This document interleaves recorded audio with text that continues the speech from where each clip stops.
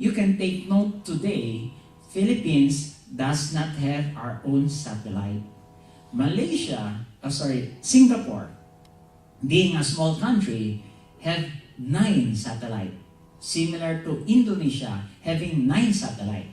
Of course, Malaysia, Thailand, even Vietnam have their own satellite. But the Philippines, being not able to provide our own satellite, we have to buy services through other countries. So, in one instance, like IP Star is a Thailand company having a satellite called Thaicom 4, and satellite cannot also operate their business in the Philippines legally without any tie-up partner. So incidentally, we are the partner of Thailand, or the Thaicom company, owning the satellite called IP Star or Thaicom 4. So we have partnered with them since 2005 to provide satellite telecommunication. So I've been in this business in satellite telecommunication, but so far it is perceived to be an expense. Right? Now we went even a step further. We created a business concept such as the e-kiosk business, wherein you don't consider this as an expense, but now you're looking at this as a business franchisee. So we're working towards the franchising concept of telecom. It has never happened in the past. Most telecom companies want to cover everything so that they can control the profits to themselves. Telecom is one industry wherein if you have done investment, it is very labor intensive and capital intensive. That's why not many people can go. And I would challenge anyone in this room, you want to go to telecom communication business, there is already one problem, is the regulatory provision. Not everybody can just simply think and put up their own telecom company. Differently from a restaurant and highly regulated industry. Okay? There are still 60% of our geographical location that are not yet having their own internet. Okay? So therefore, if I do internet business in Malaysia, I may not be profitable, right? If I do internet in the Philippines, then that is the potential. So therefore, our company is embarking towards satellite telecommunication and deploying internet. Okay. So we are tapping to 35 million new customers apart from the older customers available. We want to connect schools. We want to connect the municipalities, the kampong, the villages. And there are 15,000 locations in the Philippines, like kampong location or barangay, that does not have internet. One thing good, we have moved on. Apart from our e-kiosk technology, we now have a Wi-Fi dissemination project, which we call Internet Base Station Project. It was not presented in earlier business models. It's a new innovation that we have arrived at, so that even in 2010 election, we supplied 680 terminals. Okay? Now, also, I have signed a contract for about 2,050 square meters of property, which is situated just exactly beside the IP Star Gateway. Okay, one of the reasons is we wanted to use, apart from IP Star, we wanted to use another ground station company called GLAT. Okay, you can see the name GLAT there.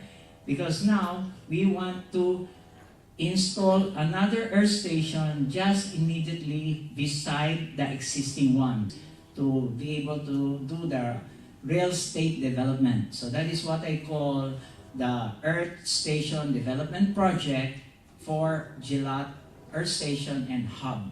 Okay? And why are we developing this? Potential 5 to 6 million US dollar business for military upgrading. Okay? We also have national parks. We will be supplying the internet so that all the national parks would have internet if you're within that facility. So we are preparing ourselves that when the capacity of TICOM 4 will be fully utilized, okay, then I have nothing to connect to, right? So therefore, we are working now in conjunction with two other satellite manufacturers, satellite providers, which is SES, okay? And also from Singapore is ST2. So we eventually may have to interact with 3 satellite providers, okay, to complete even the GLAT. That if we can help paying other countries' satellite provider, why not? Perhaps it's high time for us to own our own satellite for the Philippines.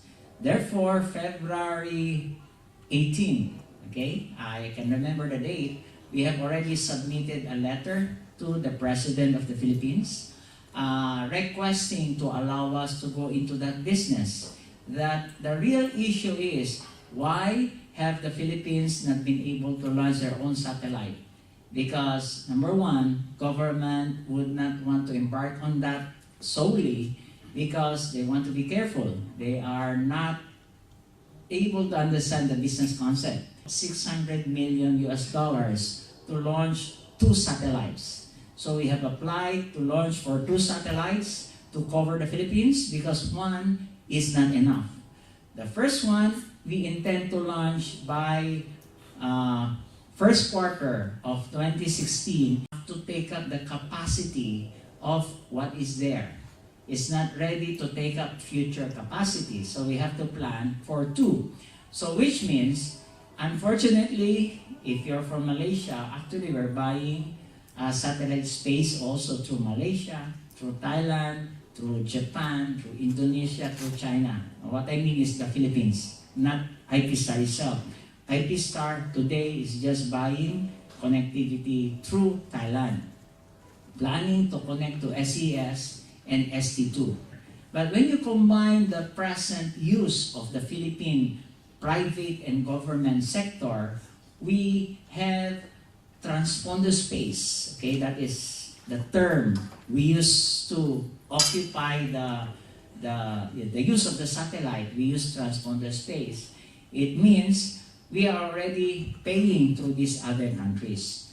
24 months to construct, including design. Another 6 months to prepare for launching and testing in space. That's already 30 months.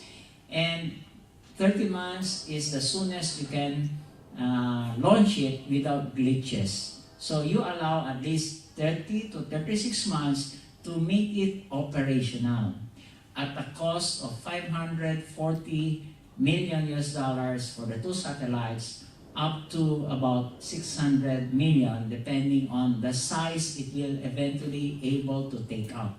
And you will be able to convert all contracts within the Philippines to connect now to our satellite because one, it will be cheaper because it's now a localized satellite. Second, the Philippines has a law that you can invoke, what we call the patrimony law or Philippine First.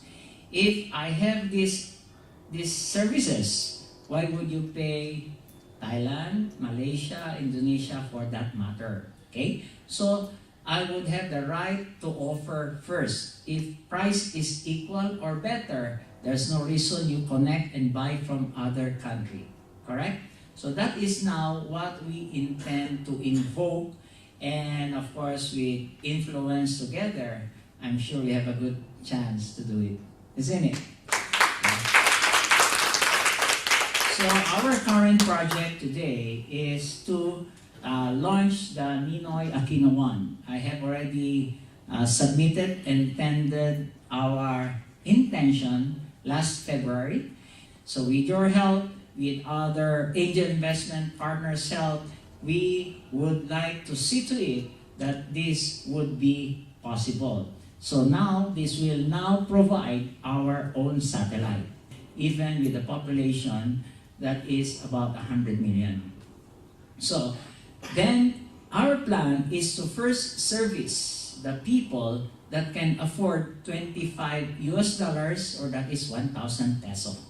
Today, a lot of people pay over 1,000 peso to get their connectivity and less than 1 Mbps. And in fact, less than 512 kbps. Then I can cater to you by giving you only 4 Mbps. You pay me 600 pesos, right? I don't have 600 pesos. Then I can create a plan that, okay, you pay 300 pesos, okay, and then I'll give you 2 Mbps. And you'll be more happy to accept it because the present plan right now doesn't even have 2 Mbps. They can say up to 2 Mbps. So imagine to the point that going to close to 100% capacity that we can cover the Philippines and at a price where nobody can object that they cannot afford. Do you think current subscribers of other telco will move in to our system? Even the telecom industry will be our customers.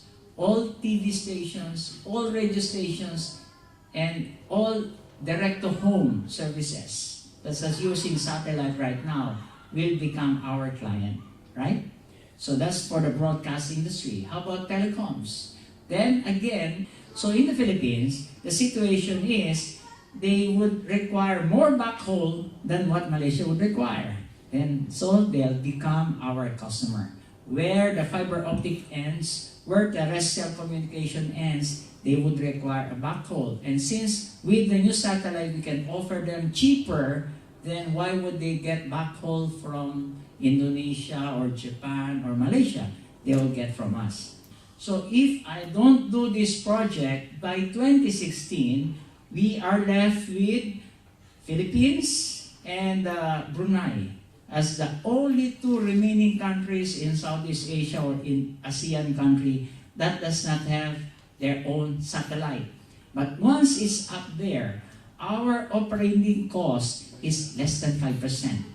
Counting the navigation, manpower, ground station work is less than 5%. I would say even 3%. So imagine 97% would be considered income. And of course, you have to pay taxes. But because of usage of fuel and energy, then the average satellite can last for 18 to 19 years. Because as time goes on, it gets closer to the Earth because of gravity. You have to push it back. It deviates from its course, then you have to have a small jet to correct. So that can eat up about 3 years of its life. So we are looking at 18 to 19 years. If we can get back our capital in 2 to 3 years, now it's like for the rest of 15 years, we're just sitting there collecting money. Be positive. Look forward to this opportunity because this opportunity may not happen. It's seldom that a country doesn't have their own satellite. It just so happened I'm in the Philippines. It just so happened I know this industry since 2002. I have been buying satellite space from other countries as well. Now I think it's about time for me to be allowed to operate and manage and own my satellite. And being angel investors as you're part of us will also reap the benefit. But if you want income such as what Carlos Slims is enjoying, you have to take the risk and be part of us, and you have to channel for a certain period of time because you invest today, you cannot pull it out tomorrow. You have to realize that, be patient, and if we have such meeting like this, you can be updated from time to time.